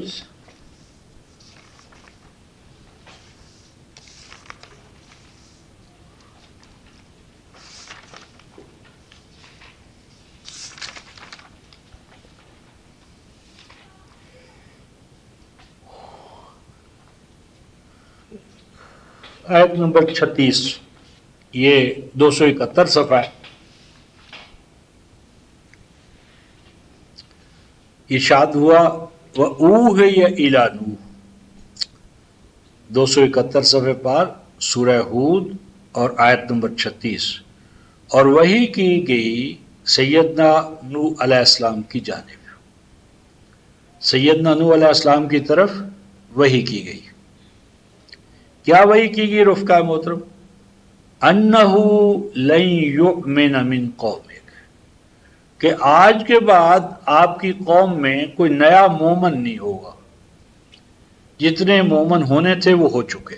مراد یہ ہے کہ اللہ تعالیٰ اپنے علم کی بنیاد پر کہتے ہیں کہ ہم نے دیکھ لیا ہے کہ جن جن کے اندر ایمان تھا وہ سارے چھٹ کر الگ ہو گئے ہیں، اور اب جو رہ گئے ہیں یہ وہ ہیں کہ جنہوں نے ایمان نہیں لانا۔ انہو لن یؤمن من قومک الا من قد آمن فلا تبتئس بما كانوا يفعلون، اور تجھے ناکام کرنے کے حوالے سے جو کچھ یہ کر رہے ہیں اس کے بارے میں پریشان ہونے کی بات نہیں، ہم تجھے اس سے نجات دیں گے، تو کامیاب رہے گا، اور ان کی جو منفی اور تخریبی جدوجہد ہے اس سے تو سرخرو ہو کر نکلے گا۔ اب یہ جو فرمایا رفقا محترم کہ جو ایمان لانے والے ہیں وہ ایک طرف ہو گئے ہیں، جو ایمان نہیں لائے ان کی جو تخریبی جدوجہد ہے وہ آپ کو گزاندنی پہنچائے گی، آپ کامیاب رہیں گے۔ تو یہ ہو سکتا تھا کہ اللہ تبارک و تعالیٰ سیدنا نوح علیہ السلام کو کوئی وظیفہ بتا دے کہ یا مغنی یا حکیمو یا مانیو یا منیو یہ وظیفہ ہے، آپ یہ پڑھیں تو اللہ تعالیٰ آپ کو کامیاب کریں گے اور ان کو ناکام۔ لیکن اللہ تعالیٰ کیا فرماتے ہیں؟ آیت 37 وَاصْنَعِ الْفُلْكَ بِأَعْيُنِنَا وَوَحْيِنَا وَلَا تُخَاطِبْنِي فِي الَّذِينَ ظَلَمُوا إِنَّهُمْ مُغْرَقُونَ۔ کیا حکم ہوتا ہے؟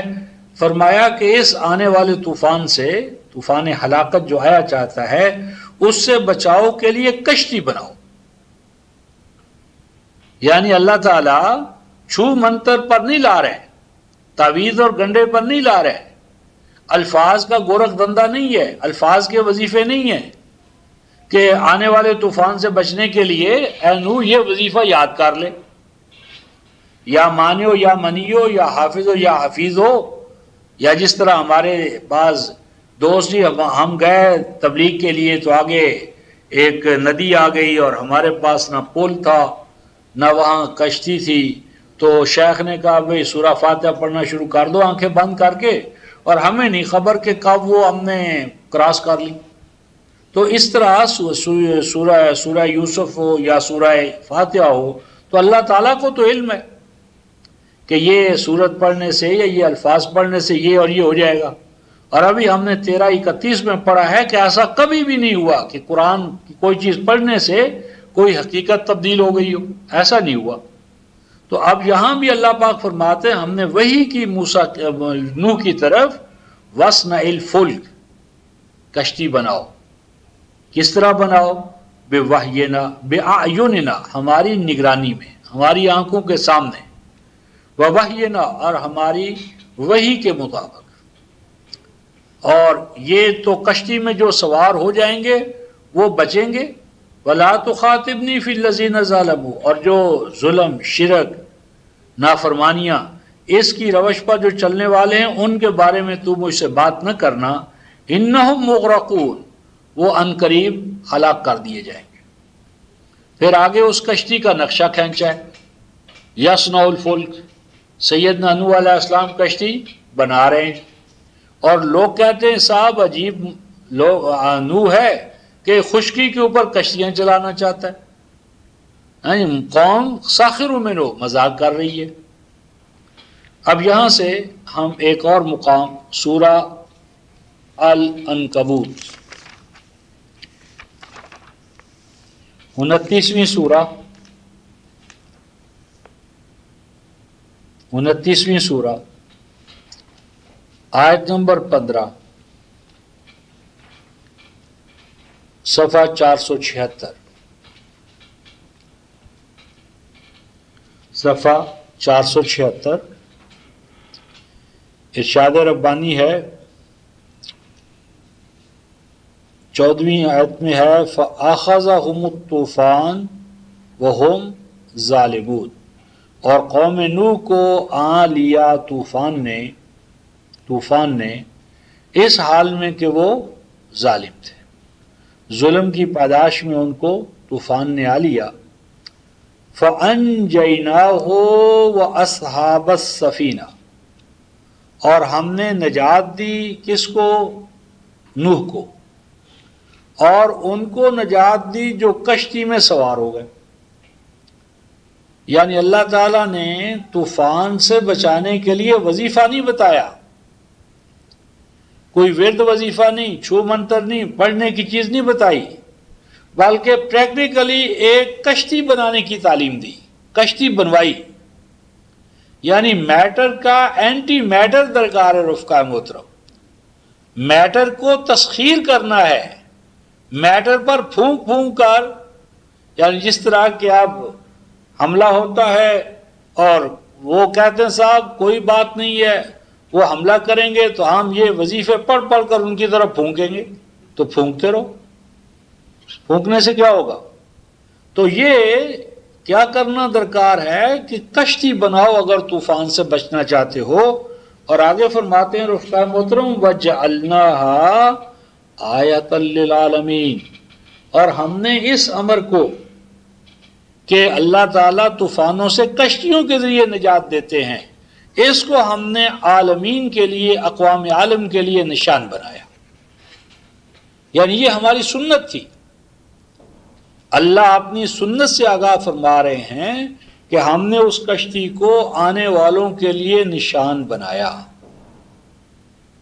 آنے والوں کو سبق دیا کہ اگر تم اللہ کے ہاں سے فیض چاہتے ہو تو اللہ کی یہ سنت ہے کہ طوفان سے بچنے کے لیے کشتی بناؤ.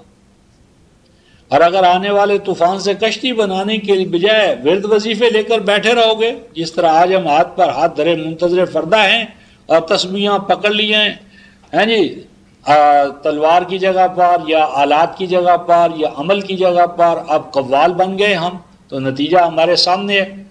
اب اسی طرح یہ ہم سورہ القمر 54 سورت ہے رفقا محترم، 54 سورہ.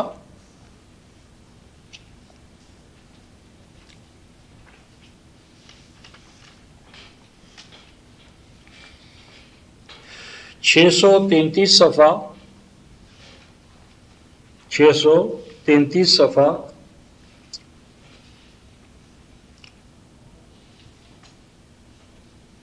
یہ آیت نمبر 12-13 وَفَجَّرْنَا الْأَرْضَ عُيُونًا فَالْتَقَى الْمَاءُ عَلَى أَمْرٍ قَدْ قُدِرَ وَحَمَلْنَاهُ عَلَى ذَاتِ أَلْوَاحٍ وَدُسُرٍ تَجْرِي بِأَعْيُنِنَا جَزَاءً لِمَنْ كَانَ كُفِرَ وَلَقَدْ تَرَكْنَاهَا آيَةً فَهَلْ مِن مُدَّكِرٍ۔ اور فرمایا کہ پھر پانی جو اس زمین پر تھا اس کے چشمے پھوٹ پڑے، یعنی پانی جس طرح چشموں سے بہہ نکلتا ہے تو زمین پر پانی ہی پانی ہو گیا۔ فَالْتَقَى الْمَاءُ، پس چاروں طرف سے پانی ملاقات کرنے لگا، گھیرنے لگا، احاطہ کرنے لگا، عَلَىٰ أَمْرٍ قَدْ قُدِرَ، اس پیمانے یا اندازے پر کہ جس کا پہلے سے اللہ تعالیٰ کے ہاں اندازہ تھا کہ ان ظالموں کو ہلاک کرنے کے لیے بس اتنا ہی پانی کافی ہے، زیادہ کی ضرورت نہیں ہے۔ وَحَمَلْنَاهُ، اور سوار کیا ہم نے اس نوح کو، عَلَىٰ ذَاتِ أَلْوَاحٍ وَدُسُرٍ، ایک ایسی کشتی میں۔ اب یہاں اللہ تعالیٰ اس کشتی کی تفصیلات بھی بیان فرما رہے ہیں، وہ وحی کی بنیاد پر جو ان کو کشتی بنانے کی تعلیم دی گئی تھی، اور وہ کشتی کیسے بنی تھی، اس میں کیا کچھ مٹیریل لگایا گیا تھا، وظیفے تھے، ورد وظیفے کے حوالے سے وہ تیار ہوئی تھی، یا مٹیریل میٹر کو میٹر کے ذریعے۔ تو کیا فرماتے ہیں، علی ذات الواح، الواح تختے، اس میں مضبوط قسم کے تختے لگے تھے، لکڑی کے تختے۔ وَدُسُرٍ، دسر آج بھی رفقا کیل کانٹوں کو کہتے ہیں، کیل کانٹے، مضبوط رسے، تو مضبوط قسم کے تختے تھے، رسے تھے، کیل کانٹے تھے۔ اور دوسرے مقام پر سورہ ہود میں فرمایا جب وہ کشتی چلتی تھی تو ایسی بڑی بڑی موجیں رفقائے محترم کے جن کے سامنے پہاڑ بے بس تھے، وہ بڑی بڑی موجیں اس کشتی سے آ کر ٹکراتی تھی اور اس کشتی کا بال بھی بیکا نہ کر سکی۔ قرآن کہتا ہے علی ذات الواح ودسر تجری بأعیننا، اس کشتی کو ہم چلا رہے تھے، کشتی چل رہی تھی ہماری نگرانی میں، اور یہ کیا تھا، جزاء لمن کان کفر، ہم بتانا چاہتے تھے کہ جو ہمارے قوانین کا انکار کریں ان کا انجام کیا ہوتا ہے۔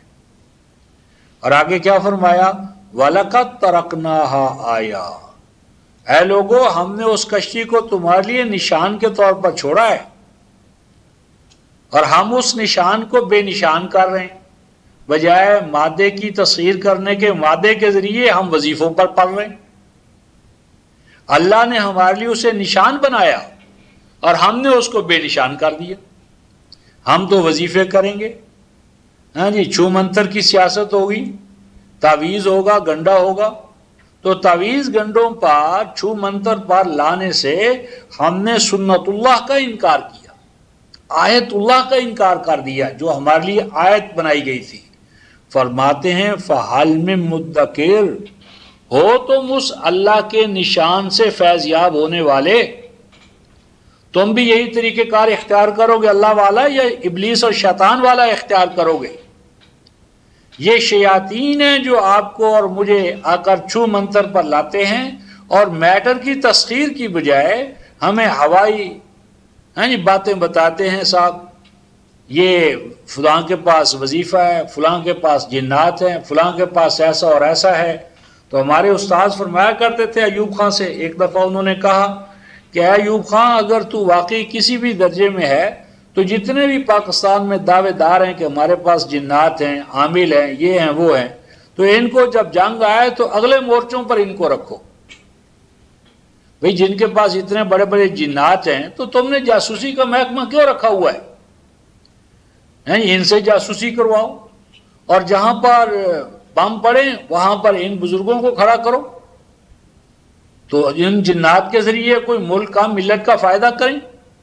تو ملک اور ملت کا فائدہ نہیں، مخلوق خدا کو لوٹنے کا طریقہ کار ہے کہ عورت کو لگایا جن اور 5,000 دے دو، 10,000 دے دو، مخلوق خدا کو لوٹنے کا فن تمہیں آتا ہے، مخلوق خدا کو فائدہ پہنچانے کی تمہیں توفیق نہیں۔ تو اگر واقعی تمہارے پاس ایسا کوئی فن ہے تو مخلوق خدا کو فائدہ پہنچاؤ۔ تو مخلوق خدا کو تم کیا فائدہ پہنچاؤ گے؟ تم تو اللہ کی سنت کے دشمن ہو۔ وَلَقَدْ تَرَكْنَاهَا آیَةً فَهَلْ مِن مُدَّکِرٍ، تو اللہ تبارک و تعالیٰ نے رفقا محترم اسے اپنا نشان قرار دیا اور کہا کہ اس نشان سے فیض یاب ہونے کے لیے اپنے آپ کو تیار کرو۔ تو قاعدہ قانون یہ ہے رفقا محترم کہ اللہ تبارک و تعالیٰ انسانی دنیا میں جو بھی تبدیلی لاتے ہیں وہ انسانی ہاتھوں سے لاتے ہیں، اور ہر وہ تبدیلی جو تسخیر مادہ کی بجائے، تسخیر میٹر کی بجائے ہوائی دنیا میں ہمیں لے جائے وہ کبھی بھی کامیاب نہیں ہوتی، اور کیونکہ وہ اللہ کی سنت سے ہٹی ہوئی بات ہے۔ تو اب اس ضمن میں ہم رفقا محترم ایک اور حوالے سے بات کرتے ہیں، وہ جو شیاطین والی بات ہو رہی تھی، وَلَٰكِنَّ الشَّيَاطِينَ كَفَرُوا يُعَلِّمُونَ النَّاسَ السِّحْرَ، تو اس ضمن میں ان کا جو طریقہ کار تھا پہلے بھی ہم اس کو بارہا دیکھ چکے ہیں، لیکن ایک تجدید یادداشت کے طور پر اور مضمون کی تکمیل کرنے کے لیے ہم اس کو دوبارہ لا رہے ہیں۔ 6:112 کہ شیطان جو انبیاء کے مقابلے میں آتے ہیں ہاروت اور ماروت، تو یہ کیا کرتے ہیں؟ یہ 171 صفحہ ہے رفقا محترم، 171 صفحہ، 171 صفحہ، آیت 112، وَكَذَلِكَ جَعَلْنَا لِكُلِّ نَبِيٍّ عَدُوًّا شَيَاطِينَ الْإِنسِ وَالْجِنِّ يُوحِي بَعْضُهُمْ إِلَىٰ بَعْضٍ زُخْرَفَ الْقَوْلِ غُرُورًا۔ فرمایا اور یہ حقیقت ہے کہ ہم نے ہر نبی کے لیے دشمن پائے، ہر نبی کے لیے، کوئی نبی ایسا نہیں کہ جس کے لیے دشمن نہ پیدا ہوئے ہو۔ اور دشمن کیا تھے؟ شیاطین الانس والجن، وہ شیطان تھے۔ شیطانوں کی دو قسمیں تھیں، ایک تو وہ شیطان سرکش قوتیں کہ جو مانوس ہو کر، وہ روپ دھار کر، کیموفلیج کر کے، یعنی اپنے آپ کو کچھ تو کیموفلیج کرتے ہیں اور کچھ اپنے آپ کو انبیاء کی جماعت سے مانوس کرتے ہیں، کچھ انس پیدا کرتے ہیں، وہی بولی بولتے ہیں، وہی لباس پہنتے ہیں، وہی یونیفارم ان کی ہوتی ہے جو انبیاء والی ہے، انبیاء والی جماعت کی ہے، اور کچھ اپنے آپ کو کیموفلیج کرتے ہیں۔ یہ دونوں طرح کی جماعتیں انبیاء کے مقابلے میں شیطان کا کردار انجام دیتی ہیں، اور کرتی کیا ہیں رفقا محترم؟ یوحی بعضهم الی بعض، یہ شیطانی قوتیں وہی کرتے ہیں، یعنی کانا پھونسی کرتے ہیں، اشارات کرتے ہیں، ایسی تعلیمات ان کو دیتے ہیں کہ جن کے اوپر کلام الہی کا ملمہ چڑھا ہوتا ہے۔ کلام، کیونکہ لوہے کو لوہا کاٹتا ہے، اگر یہ انبیاء کی وحی کا سہارا نہ لے اور صرف خالص جھوٹ پھیلائیں تو کوئی بات ہی نہیں مانے گا۔ تو نبی کے عشق کے حوالے سے، اس سے پیار اور محبت کے دعوے کر کے، اس کے اقوال کے اندر ایسا زہر ملاتے ہیں کہ جس کے وہ قرآن غرور کہتا ہے۔ غرور رفقا محترم، جب بھینس یا گائے کا بچہ مر جائے اور وہ دودھ اس کے بغیر نہ دے تو گوالا کیا کرتا ہے؟ ایک ڈھانچہ سا کھڑا کرتا ہے، اس میں بھس بھرتا ہے، اور وہ اسی گائے یا بھینس کے بچے کے عین مطابق ہوتا ہے۔ اس کو بھینس یا گائے چاٹتی ہے، چومتی ہے اور دودھ دے دیتی ہے۔ اب وہ کبھی اس میں بڑھوتری نہیں ہوتی، اضافہ نہیں ہوتا، نشو و نما نہیں ہوتی، کیونکہ وہ بے جان ڈھانچہ ہوتا ہے۔ تو یہ مقصود ہے امتوں کو بے جان ڈھانچہ بنانا، کہ ان میں نشو و نما نہ ہو، بڑھوتری نہ ہو، اضافہ نہ ہو، وہ سٹینڈ سٹل ہو جائیں، جمود ان کے اندر آ جائے، وہ ایک لاشا بن کے رہ جائیں۔ اور یہی ہاروت ہے۔ ہاروت کا کردار کیا ہے؟ ایک متحدہ امت کو پارا پارا کرنا۔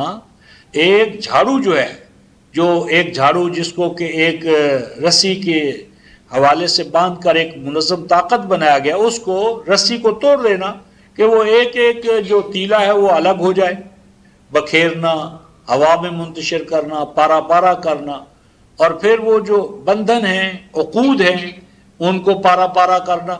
تو یہ ہاروت اور ماروت کا کردار شیاطین کا اس حوالے سے ہے غرورا۔ اور اس کے بعد رفقائے محترم اسی سورہ میں ایک اور حوالہ ہم دیکھتے ہیں انہی کے حوالے سے، آیت 121 ہے، آیت 121 صفحہ 172، کہ یہ جو ہاروت اور ماروت یہ وحی کی اساس پر اینٹی وحی جو چیزیں پیدا کرتے ہیں ان کے بارے میں قرآن کہتا ہے، یہ میں آیت 121 کا دوسرا حصہ لے رہا ہوں، وَإِنَّ الشَّيَاطِينَ، اور بلا شبہ یہ جو شیطان ہوتے ہیں یا ہوں گے کیا کریں گے، لَيُوحُونَ إِلَىٰ أَوْلِيَائِهِمْ، بلا شبہ یہ شیاطین وہی کرتے ہیں اپنے مریدوں کی جانب، إِلَىٰ أَوْلِيَائِهِمْ، جو ان کی سرپرستی میں آ جائیں، جو ان کو ملجا و ماوا مان لے۔ تو جو ان کو ملجا و ماوا بنا لیتے ہیں، اپنا پیر و مرشد بنا لیتے ہیں، جو ابھی کیا بھائی ہمارے پاس کیا سیکھنے کے لیے آتے ہو، ہم تو فتنہ بن جائیں گے، تمہارے لیے بڑی پرسیکیوشن ہوگی، آزمائشیں آئیں گی، تو جو ان کے زیر سایہ اپنے آپ کو دے لیتے ہیں ان کو وہ ایسی وحی کی تعلیم دیتے ہیں کہ جس وحی کی پہچان کیا ہے رفقائے محترم، وہی ہے شیطان اور وہی ہے رحمان۔ ہاروت کیا کرتا ہے، متحدہ طاقت کو پارا پارا کر دینا، امام اور امت کے مابین غلط فہمیاں پیدا کرنا، رائی کو چرواہے کو بھیڑوں سے اور بھیڑوں کو چرواہے سے پھاڑ دینا۔ تو کیا فرماتے ہیں، لے یجادلوکم، یہ شیطانی ابلیسی طاقتیں ایسی تعلیمات کانا پھونسی تمہارے اندر کرنا چاہتی ہیں تاکہ تم جھگڑوں میں مبتلا ہو جاؤ، لے یجادلوکم، تاکہ تمہارے اندر جھگڑے کھڑے ہو جائیں۔ وہ جھگڑے ختم ہو ہی نہیں سکتے کیونکہ اس کی جڑ آپ کی تاریخ میں آ گئی۔ ایک کہتا ہے یہ کرو، دوسرا کہتا ہے نہیں یوں کرو، تیسرا کہتا ہے یوں کرو۔ تو یہ جھگڑے جو ہیں یہ ہاروت اور ماروت یعنی منفی اور تخریبی قوتیں یہ پیدا کر رہی ہیں۔ وَإِنْ أَطَعْتُمُوهُمْ إِنَّكُمْ لَمُشْرِكُونَ، اور اگر تم نے ان کی بات کو، ان کے پراپوگنڈے کو معتبر مان لیا، اعتبار کر لیا اگر تم نے ان کے پراپوگنڈے کا، تو پھر کیا ہوگا، انکم لمشرکون، تو تم یقیناً مشرک بن جاؤ گے۔ اور مشرک کے بارے میں دو، ایک تو اسی میں رفقائے محترم آیت 159 ہے، آیت 159 سورہ اسی ہمارے پاس جو الانعام ہے، آیت 159 میں اللہ تعالیٰ نے یہ صفحہ 180 ہے، ان الذین فرقوا دینہم وکانوا شیعا لست منہم فی شیء انما امرہم الی اللہ ثم ینبئہم بما کانوا یفعلون۔ پہلی چیز یہ بیان فرمائی جس طرح میں نے عرض کیا تھا کہ ہاروت کا ایک کام کیا ہے، امام اور مقتدی کے مابین، چرواہے اور بھیڑوں کے مابین بدگمانیاں پیدا کر کے ایک دوسرے سے جدا کر دینا۔ اللہ پاک فرماتے ہیں بلا شبہ جنہوں نے دین کی بندر بانٹ کر لی، فرقو، جدا جدا کر لیا انہوں نے کیا، دین ہی جدا جدا ہو گئے۔ ہر فرقہ جو ہے وہ اپنی ذات میں ایک مستقل مذہب کا بانی بن گیا۔ تو جنہوں نے دین کا بٹوارا کر لیا، فرقو دینہم، دین بانٹ لیا، دین کا بٹوارا ہو گیا، وَقَانُوا شِيَّعًا، اور پھر ہر دینی گروہ جو ہے اس نے اپنے آپ کو ایک امت بنا لیا، گروہ بنا لیا، جتھا بنا لیا، پھر اس کے بعد سپاہ بن گئی، لشکر بن گئے، مار دھاڑ کرنے والا اسلحہ آ گیا۔ تو جنہوں نے دین کا بٹوارا کیا اور الگ الگ گروہوں میں تقسیم ہو گئے، تو رسول پاک صلی اللہ علیہ وسلم کو حکم ہوتا ہے لَسْتَ مِنْهُمْ فِي شَيْءٍ، آپ ان سے کہہ دیں کہ میرا تم سے کوئی تعلق نہیں ہے، میں تم سے بیزار ہوں۔ یعنی اختلاف اور تفرقہ پیدا کرنے سے نبی اور امت کا رشتہ ختم ہو جاتا ہے۔ لست منہم فی شیء، یہ ہاروت کرتا ہے۔ ہاروت کا کام ہے چرواہے کو بھیڑوں سے دور کرنا، بھیڑوں کو چرواہے سے دور کرنا۔ متحدہ طاقت کو پارا پارا کرنا. تو یہ پارا پارا کرنے کی تکنیک ہے اختلاف اور تفرقہ. اور اختلاف و تفرقہ جو ہے وہ باغیانہ علم جو ہوتا ہے، علم باغی، اس سے پیدا ہوتا ہے. پھر فرمایا کہ ان کا تمام تر معاملہ اللہ کے سپرد کرو، وہ جو چاہیں گے کہ یہ اس سے نکلیں اللہ ان کو نکالے گا، کیونکہ اللہ تو ہر وقت موجود ہے، اس کا کلام زندہ ہے، اس کی سنتیں طور طریقے زندہ ہیں. اور اگر وہ دوسری طرف جائیں گے، توبہ نہیں کریں گے، اللہ کے دین کی طرف دوبارہ نہیں آئیں گے، تو وہ بھی کوئی بات نہیں. ثم ینبئہم بما کانوا یفعلون. تو قیامت میں مار کر حضور اللہ کے حضور میں حاضر تو ہے ہی، تو ان کے اعمال کی قدر و قیمت وہاں بتا دی جائے گی. اور اسی چیز کو رفقا محترم سورہ روم کی آیت نمبر 32 میں 30-32 میں 30-32 یہ صفحہ 488 صفحہ تیسری سورہ 30 اور آیت نمبر 31 اور 32. منیبین الیہ واتقوہ واقیموا الصلاۃ، اسی کے ساتھ جڑو، اس اللہ کے ساتھ، اور اسی کے احکام کی خلاف ورزی سے اپنے آپ کو بچائے رکھو، اور الصلاۃ کو قائم کرو، قائم کیے رکھو. اور اے ایمان والو ولا تکونوا من المشرکین، اور نہ ہو جانا مشرکوں میں سے، کیونکہ اگر مشرک ہو جاؤ گے تو جنتی معاشرہ ختم ہو جائے گا، جنت چھین جائے گی تم سے، جنت لے لی جائے گی. اور مشرک کون ہوتے ہیں رفقا محترم؟ مشرک ہمارے ہاں تو مشرک ہوتا ہے جو 33 کروڑ بتوں کو ہندوؤں کی طرح مانے یا عیسائیوں کی طرح 3 مانے، مسیح، مریم اور اللہ، ان کو مانے. لیکن اللہ پاک نے یہاں مشرکوں کی تعریف یہ بیان فرمائی ہے رفقا محترم کہ مشرکوں میں سے نہ ہو جانا، یعنی من الذین فرقوا دینہم وکانوا شیعا کل حزب بما لدیہم فرحون، یعنی ان میں سے نہ ہو جانا کہ جنہوں نے دین کا بٹوارا کر لیا. فرقوا دینہم، بانٹ لیا، الگ الگ کر لیا انہوں نے اپنا دین. اور آج پاکستان میں ہماری دینیات الگ الگ ہو چکی ہے، شیعوں کی دینیات، سنیوں کی دینیات. یہ دینیات کن کی؟ اور دین ہی تو دینیات کی اساس ہے رفقا محترم، دین سے دینیات ہے. تو اگر ہم پہلی جماعت کے بچے کو، دوسری جماعت کے بچے کو 2 دینیاتیں دیتے ہیں تو ہمارا دین ایک کا ہے. دین کا بٹوارا کر لیا، دینیاتیں الگ الگ ہو گئی. وَقَانُوا شیعہ، اور نتیجہ کیا نکلا؟ پھر الگ الگ گروہ، جتھے، جماعتیں، لشکر، اور پھر کل حزب بما لدیہم فرحون، اور ہر فرقہ، گروہ، جتھا کہتا ہے، مگن ہے اس میں، بڑا خوش ہے، ہاں جی، بڑا خوش فہمیوں کا شکار ہے ان افکار و تصورات میں جو ان کے پاس توارث کے طور پر، تواتر کے طور پر چلے آ رہے. تو یہ رفقا محترم وہ ہاروت اور ماروت منفی تخریبی قوتیں ہیں جو وحی الہی کے مقابلے میں، ہاں جی، کہیں ٹوٹکے ٹونے، کہیں جادو، کہیں چھو منتر، کہیں تعویذات، کہیں گنڈے، کہیں روایتیں، قصے، کہانیاں، کہ اللہ کے کلام کے مقابلے میں امت کو پارا پارا کرنے کے لیے اور ان کی وحدت ملی جو ہے اس کو تباہ و برباد کرنے کے لیے یہ نظام جو ہے وہ گھر گھر ہمارے سامنے لاتی ہیں.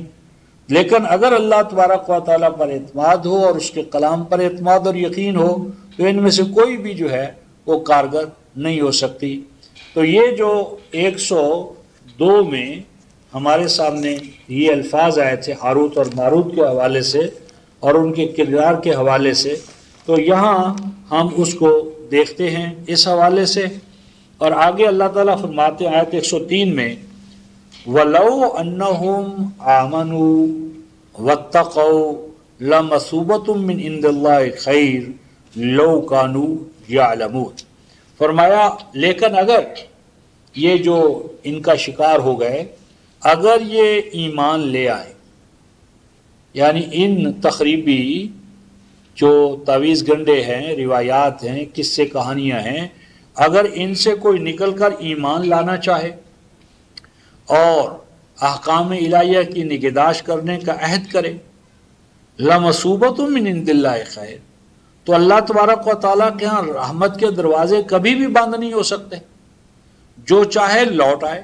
صابہ یسوبہ اور مسوبہ یعنی انعام پانے کے لیے حاکم کی طرف یا جس کے ہاتھ میں اختیار ہے اس کی طرف لوٹنا، لَمَثُوبَةٌ تو بلا شبہ لوٹنا بھرپور بدلے کے ساتھ، من عند اللہ اللہ تعالیٰ کے ہاں سے، خیر ہر وقت موجود ہے، خیر ہی خیر ہے۔ یعنی اگر یہ ایمان لا کر اپنے اندر تقوی پیدا کرنا چاہیں تو ہر وقت اللہ تعالیٰ کے ہاں سے انہیں خیر ملنے کا دروازہ کھلا ہے، بند نہیں ہوا۔ لو کانوا یعلمون، اے کاش کہ انہیں یقین ہو کہ اللہ اپنے افعال، اعمال، سنتوں، طور طریقوں کے ساتھ حی و قیوم اللہ ہیں اور ان کا کلام ایک زندہ کلام ہے۔ تو اصل بات یہ ہے کہ کلام الہی سے بدظنی جو ہے اور جو اللہ تعالیٰ کی سنتوں کے حوالے سے ہے، یہ باعث ہے ان کی ناکامی و نامرادی کا۔ اور اسی ضمن پر رفقائے محترم ہم ایک آیت پیش کر کے ختم کرتے ہیں۔ یہ سورہ الانعام، سورہ الانعام چھٹی سورہ رفقائے محترم اور آیت 155، 189 صفحہ 179، 179، یہ ہم 183 سے شروع کر رہے ہیں، 183 153، 54 اور 55، صفحہ 189 فرماتے ہیں وَأَنَّ هَذَا صِرَاطِي مُسْتَقِيمًا، اور بلا شبہ یہی قرآن میرا راستہ ہے۔ اللہ پاک اسے اپنا راستہ یعنی اللہ تعالیٰ کا بتایا ہوا، ٹھہرایا ہوا، سمجھایا ہوا، وہی کیا ہوا راستہ ہے قرآن۔ اور کس طرح کا ہے یہ راستہ؟ مستقیمہ، جو ہر حال میں سیدھا رہے گا، یعنی اس کو ٹیڑھا کرنے والے، اس میں کجیاں اور ٹیڑھ تلاش کرنے والے لاکھ کوشش کریں لیکن یہ راستہ بہرحال سیدھا رہے گا، اس کو کوئی ٹیڑھا کر نہیں سکتا، جو کرے گا وہ خود اپنے ٹیڑھا ہونے کی دلیل قرار پائے گا۔ فرمایا وَلَا تَتَّبِعُوهُ، بس اے ایمان والو اس اللہ کے سیدھے راستے پر چلتے رہنا، وَلَا تَتَّبِعُوا السُّبُلَ، اور اس قرآن سے ہٹی ہوئی جو پگڈنڈیاں ہیں، چھوٹے چھوٹے ادھر ادھر کو جانے والے راستے ہیں، ان پر مت چلنا۔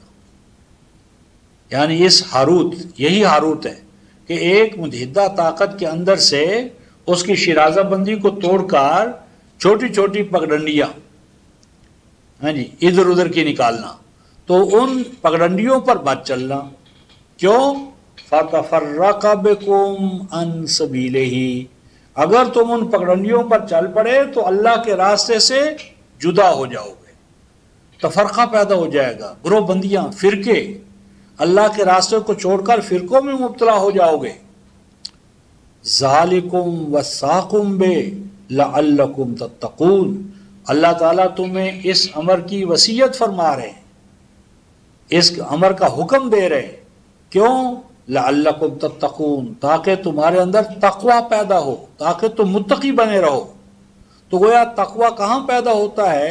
ایک اللہ کے قرآنی راستے پر چلتے رہنا اور قرآن سے ہٹی ہوئی پگڈنڈیاں، روایتیں، قصے، کہانیاں، ان کو امام و رہنما نہ بنانا۔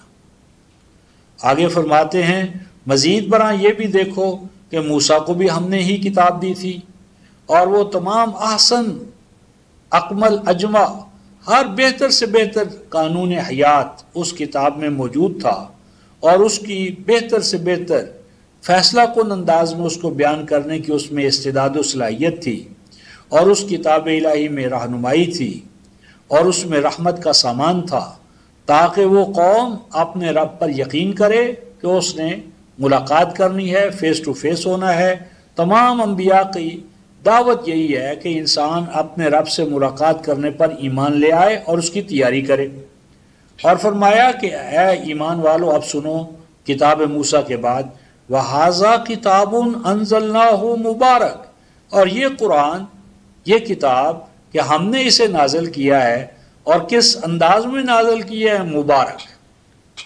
مبارک اور افقاء محترم برکہ سے، برکہ حوض کو کہتے ہیں، ایسا حوض جو پانی سے لبالب بھرا ہو، جتنا آپ استعمال کریں اتنا وہ خود اپنے اندر پیدا کر لے۔